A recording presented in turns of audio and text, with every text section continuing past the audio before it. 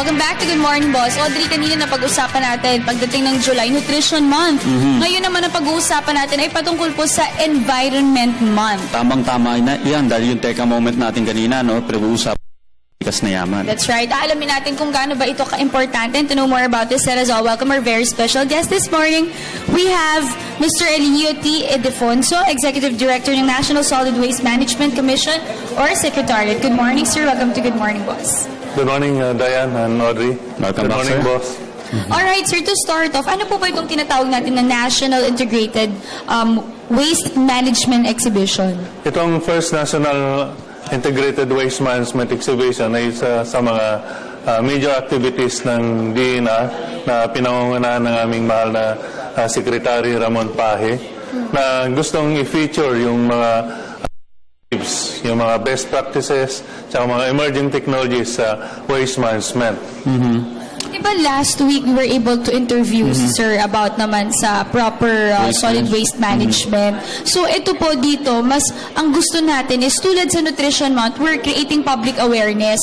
So parang may information dissemination, gusto natin ipakalap sa lahat ng tao kung gaano ka-importante itong Environment Month. Tama po ba? Yes, Dayan, kasi yung exhibition natin ay gaganapin sa Sky Dome sa SM North. Kung kaya, in-expect natin maraming tao na darating doon para makita kung ano yung mga emerging technologies sa waste management. Yung waste management na tinatawag natin dito, integrated to include solid waste management, to include haz waste management, to include wastewater management. So, integrated ito. Marami yung mga in-expect nating mag-exhibit dito. So parang Audrey, we're expecting a lot of ways, alternative ways, at lahat kung paano natin mapapangalagaan natin yung kalikasan natin through solid waste management. Okay, balikan natin yung nakaraan nating interview sa inyo, sir.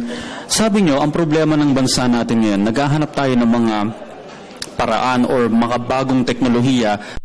Itong pagmamanage natin ng mga solid waste ay maisaayos at hindi na mangailangan pa ng mga landfill. Ano? Dito po ba may mga i-feature yung sinasabi niyong technology niyan? I-feature ito at pag-iisipan kung maaaring ito yung gamitin? Yes, Audrey. Ito na yung pagkakataon na ipapakita natin, yung mga nakita na research natin, nakalap natin ng mga existing solid waste management system o methods, including yung mga haz waste, yung mga tinatag natin mga e-waste na mayroong haz waste, kasama na dito. Kaya in-invite natin yung mga local at international technology providers. Lahat ng mga LGUs, kasi sila yung mga concerns na mamumuno dito, kailangan makita nila kung ano itong mga available technologies in the market. Alright, sir. So far, ilan po ba yung exhibitors natin, your participants from LGUs, government agencies, and private companies? Yung exhibit natin, mga more than 20 technologies, technology provider. Ang in-expect nating darating ng mga bisita natin from the local government units, we invited more than 500 out of the 1,634. So, since malaki yung area and people can come in and go, so makikita kung ano yung mga available technologies in the market. So, ibig pong sabihin, alam mo, Diane, kapag ang lugar mo, halimbawang ang city mo ay may problema sa paghahakot ng basura at masyadong marami, pag nakita dito ng mga LGU representatives na medyo yung technology ito na i-feature dito ay applicable para sa lugar namin, pwede po nilang i-adapt yun. Yes, ito yung pagkakataon na magkaroon ng matching of the needs ng mga local government units, pati rin ng mga pribadong tao, kasi isa dito yung magdadala ng iba't ibang garbage bin, yung segregated bins. So isa lang yan, na kung saan color code. So kung sino man yung mga mangailangan, either institution like hospital and schools, yung garbage bins posibleng appropriate sa kanila. Yung mga local government units naman na pwedeng makakita ng appropriate technology, for example, yung composting facilities na mechanized, dito makikita rin nila. including yung mga hindi na ma-recycle, yung residual waste. Meron na rin parang appropriate technology para doon. At dito, pwede yung technology na i-convert yung residual waste into construction materials like hollow blocks or paper blocks or tiles. Kino-convert yun. So, kung lahat ng technologies na ito ay ma-appreciate ng mga tao, especially yung mga local government units na pupunta doon, posible yung zero waste.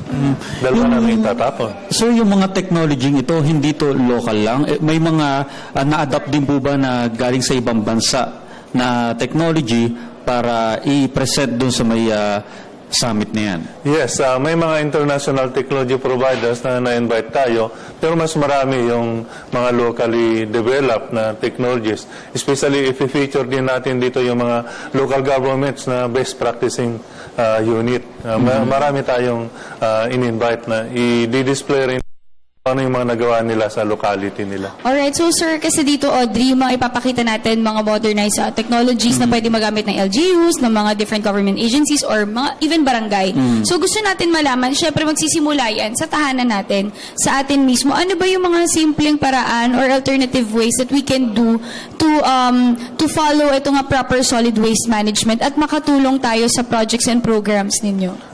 Sangayon sa batas sa RA 9003, ang waste management ay dapat magsisimula sa bawat bahay. That's right. Sa bawat source ng basura. So, halimbawa, sa bawat bahay may mga basura, kailangan pag-iwahe.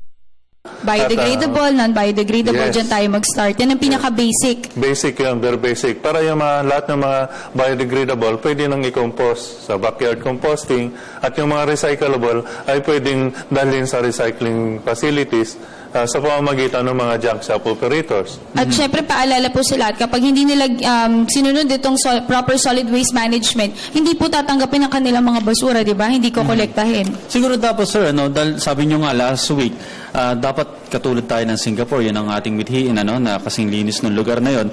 Sa tingin nyo po ba, dapat magkaroon din ng pangil yung batas or parusahan yung mga hindi nagtatapon ng tamang basura? So, yun nga yung gusto nating itaguyod na yung mga local government executive dapat magkaroon ng political will to enforce. Kasi nandiyan naman yung batas i-implement na lang nila. Kailangan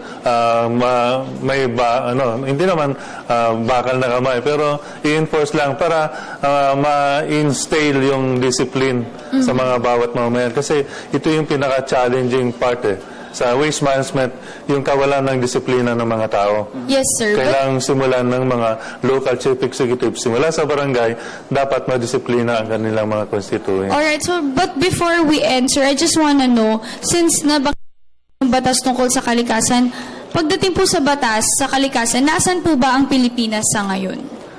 Kung pagdating sa batas, pwede ko nang sabihin isa sa pinakamagaling tayong gumawa ng batas sa buong mundo. At nakita ko, na-compare ko na sa ibang bansa. Kaya lang, ang nagkukulang lang tayo doon sa implementation. So, yun nga, bumabalik tayo doon sa gustong sabihin ni Audrey na kailangan may political will, kailangan i-instill yung discipline sa bawat mamamayan. At syempre, hindi lamang yan sa government o yung tagatupad ng batas, kundi tayo rin mismong mamamayan. Dapat may cooperation para maging successful ang isang batas o isang programa. Alright? Natin natutunan ngayon from Nutrition Month down to Environment Month na napaka-importante. So, pwedeng ihabol ko lang yung June 22 to 26. course, sir. Yun Go yung ahead. First National Waste Management exhibition natin sa Skydome, SM North, Quezon City. Again po, sir, June 22. 22. June 22. Is this open to Open the to the public. Yeah. Anong oras po ito? Mag-start ng 9 o'clock kasi sa labas naman yun ng department store. So, anybody can go there. Wala tayong pinipili. Walang entrance fee. Wow, So, lahat ay alright. inaanyayahan na pumunta roon. So, sa mga stakeholders dyan, yung mga boss natin na interesado. June 2 sa Skydome, SM Skydome. Alright, thank you so much for joining us this morning. That was Mr. Elio T. Ildefonso, Executive Director ng National Solid Waste Management Commission Secretariat. Thank you so much. Thank you.